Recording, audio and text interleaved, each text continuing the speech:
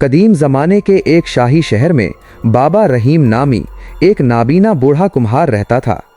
اس کی آنکھوں کی روشنی تو جا چکی تھی، لیکن اس کے ہاتھوں میں ایسا جادو تھا کہ وہ مٹی کو چھوتا تو وہ بولنے لگتی۔ ایک دن شہر کے مغرور اور نوجوان بادشاہ نے اعلان کیا کہ جو شخص سب سے خوبصورت برتن بنائے گا اسے سونے کے سکوں سے بھرے سوار انعام میں ملیں گے۔ پورے شہر کے کاریگروں نے سونا، چاندی اور ہیرے جڑ کر چمکدار برتن بنائے، لیکن نابینا بابا رحیم نے راتوں کو جاگ کر اپنے آنسوؤں اور دعاؤں کو مٹی میں گوندھ کر ایک سادہ سا مٹی کا پیالہ بنایا۔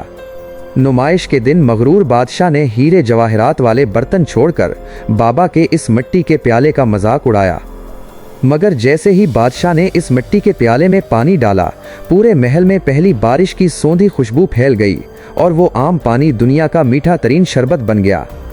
بادشاہ کا غرور ٹوٹ گیا اور اسے سمجھ آ گئی کہ سچی خوبصورتی دل کی گہرائی سے نکلتی ہے، دکھاوے سے نہیں۔